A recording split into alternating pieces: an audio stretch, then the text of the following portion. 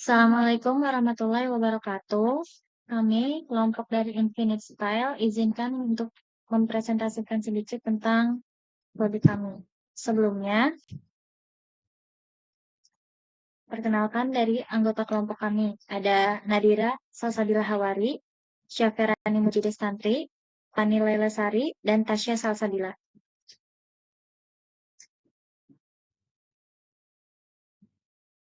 Baik, selanjutnya ada background dari usaha kami. Inovasi dan kreativitas. Usaha Manik-Manik harus terus berinovasi untuk menarik minat konsumen. Usaha ini berhasil meraih omset hingga 1 juta untuk sekali penjualan dengan memanfaatkan media sosial dan open stand offline. Pasar yang luas. Usaha ini juga memiliki potensi pasar yang besar karena produk Manik-Manik diminati oleh berbagai kalangan untuk keperluan hiasan atau hadiah-hadiah. Infinite Style, usaha ini juga telah berkembang sejak 2024 dan produk yang ditawarkan bervariasi dan menarik bagi konsumen. Selanjutnya ada aspek teknis dan teknologis. Yang pertama ada dari segi produknya, yaitu jenis produk kami adalah gelang, kalung, cincin, atau aksesoris lainnya. Yang kedua ada desain dan kreativitas. Membuat desain yang menarik dan sesuai dengan tren atau permintaan pasar. Kami menuangkan ide kreatif untuk membuat setiap desainnya. Lalu ada dari bahan bakunya, yaitu kami menggunakan bahan berkualitas seperti manik-manik kaca, plastik, kayu, keramik. Bahan-bahan tersebut tentu mudah ditemukan dan tahan lama. Kemudian dari segi produksi, alat-alat produksi yang kami gunakan untuk merakit seperti tang kecil, benang nilon, kawat, jarum khusus, lem, dan peralatan pendukung lainnya. Lalu standar kualitasnya yaitu menerapkan kontrol kualitas untuk memastikan produk tidak mudah rusak dan nyaman digunakan.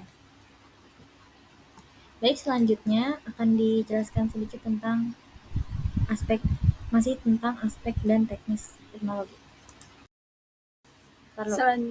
Selanjutnya, aspek teknis dan teknologis. Pendistribusian atau pengiriman. Usaha ini dilakukan pengiriman dengan sistem COD. Keuangan. Yang pertama ada estimasi modal, menghitung kebutuhan modal awal untuk bahan baku, alat produksi, dan pemasaran. Kedua ada harga jual, menentukan harga berdasarkan biaya produksi, waktu pengerjaan, dan keuntungan. Ketiga ada pencatatan keuangan, memantau arus kas, pengeluaran, dan keuangan. Selanjutnya ada aspek pasar dan pemasaran. Strategi pemasaran dari usaha ini, yang pertama ada menggunakan media sosial, Instagram, TikTok, dan membuka stand untuk mempromosikan produk. Kedua, usaha ini membuka dengan sistem PO. Ketiga, buat konten yang relevan dan menarik seperti tutorial pemakaian aksesoris atau tip fashion. Keempat, kami juga menawarkan paket khusus seperti custom design atau produk bertema tertentu, contohnya seperti souvenir atau acara khusus. Brandingnya ini menciptakan merek dengan logo, slogan, dan kemasan yang menarik. Target pasar kami adalah penggemar aksesoris, anak-anak, remaja, dan pasar liburan. Selanjutnya itu ada aspek finansial. Yang pertama ada bahan baku kalung. Totalnya itu sekitaran ada 40.000. Terus ada bahan baku gantungan, totalnya ada 20.000, bahan baku gelang ada 20.000, dan bahan baku cincin totalnya itu sekitar 18.000. Adapun biaya gaji karyawan sebanyak 2 orang itu sebesar 50.000. Harga pokok penjualan HPP sama dengan total biaya produksi dibagi banyaknya produk. Ada seperti kalung sebesar 2.667, ada gantungan sekitar 1.333.000, ada gelang sekitar 1.333, ada cincin sekitar 1.200.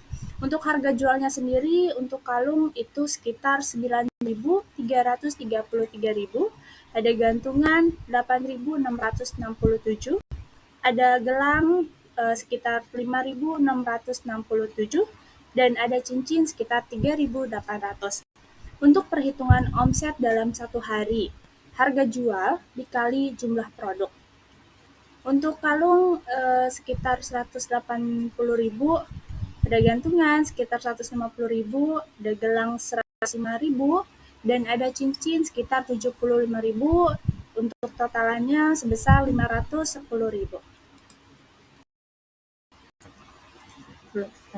Lalu di sini ada aspek finansial, penghasilan kotor dan bersih dalam satu hari. Penghasilan kotornya total omset dikurang fixed cost, yaitu 510.000 dikurang 50.000, hasilnya 460.000.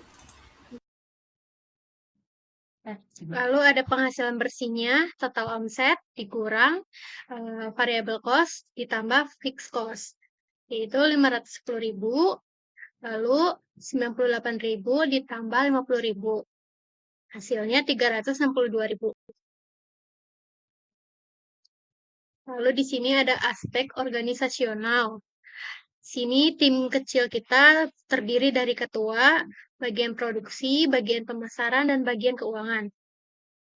Sini ketua ditugaskan untuk membuat keputusan strategis dan mengawasi keseluruhan operasional. Lalu bagian produksi yaitu mengatur stok bahan baku, membuat dan memastikan kualitas produk. Lalu bagian pemasaran yaitu mempromosikan produk di media sosial atau marketplace dan menangani pesanan dan komunikasi dengan pelanggan. Lalu bagian keuangan yaitu mengelola pembukuan harian dan membuat Lalu bagian keuangan yaitu mengelola pembukuan harian dan membuat laporan keuangan bulanan. Lalu ada aspek persaingan atau sosial ekonomi. Sini ada strategi yang menghadapi persaingan. Yang pertama ada inovasi produk, yaitu fokus pada desain unik, personalisasi, dan tren pasar, dan menggunakan bahan berkualitas tinggi untuk menarik pelanggan premium. Lalu yang kedua ada harga kompetitif, yaitu menetapkan harga sesuai dengan segmen pasar, murah untuk mass market, atau premium untuk pasar khusus. Dan yang ketiga ada pemasaran kreatif, yaitu bangun brand di media sosial, menggunakan konten menarik seperti tutorial atau storytelling tentang pembuatan produk. Di sini yang membedakan produk kami dengan kompetitor atau diferensiasi produk, yaitu desain eksklusif yang mengikuti tren, misalnya tema fintech, bohemian, atau minimalis.